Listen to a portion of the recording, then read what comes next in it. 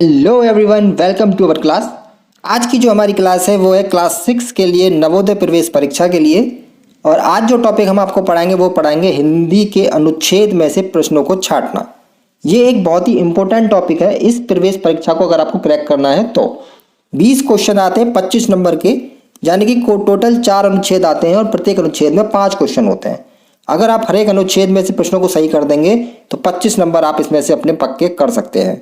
इस वीडियो में हम आपको सिखाएंगे 2 अनुच्छेद और उसमें से प्रश्नों को आसानी से कैसे छांट सकते हैं ये बताएंगे।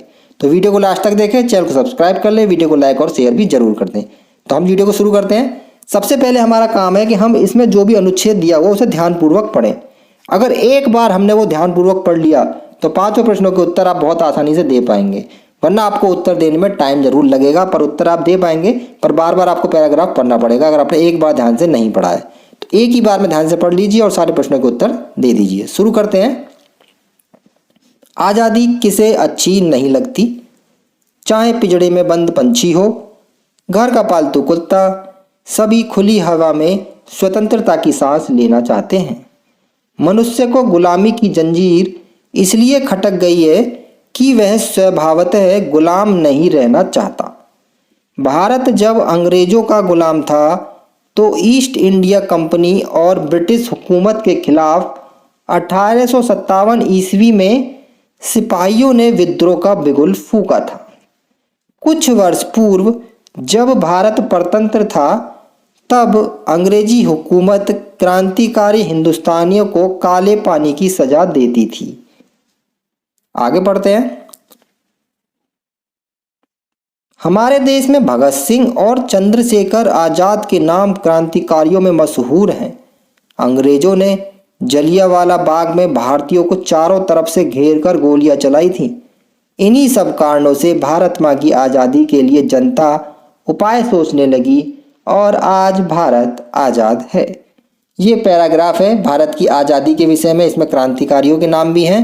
1857 में सिपाहियों का विद्रोह हुआ था वो भी है। जलियांवाला बाग में जो कि गोलियां चलाई गई थी वो भी है। उसी पर आधारित इसमें प्रश्न होंगे। देखते हैं क्या प्रश्न है।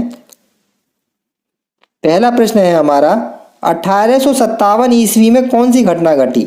ब्रिटिश हुकूमत के खिलाफ सिपाही विद्रोह की, जलियांवाला बाग हत्याकांड की, भारत का गुलाम बनना, या उपयुक्त में से कोई नहीं? देखिए 1857 में ए वाला आंसर ठीक है इसका। ब्रिटिश हुकूमत के खिलाफ सिपाही विद्रोह की घटना घटी थी।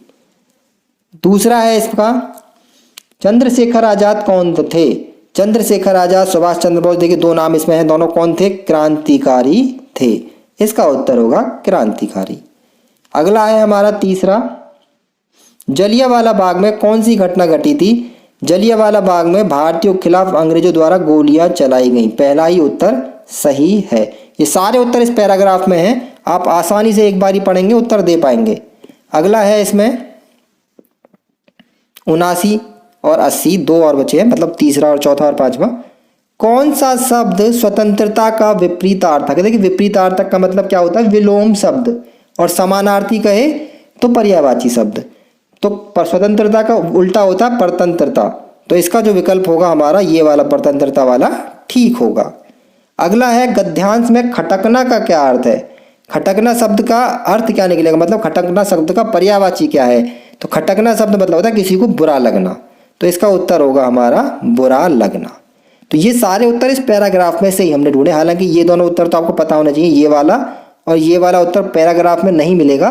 ये आपको जानकारी होनी चाहिए कि इनका विलोम शब्द क्या होगा, इसका मतलब क्या होगा। बाकी के उत्तर आपको इसी पैराग्राफ में मिल जाएंगे। अब एक और पैराग्राफ करते हैं। इस पैराग्राफ को पढ़ते हैं फिर इसके उत्तर ढूंढेंगे।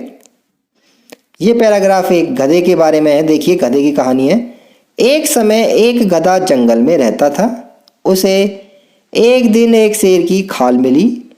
उसने उसे पहन लिया और गर्व से जंगल में भागने लगा। जब पशुओं ने उसे देखा तो डर से भागने लगे। उन सब ने सोचा कि गधा सचमुच ही एक शेर है। एक दिन इस गधे को एक लोमड़ी मिली।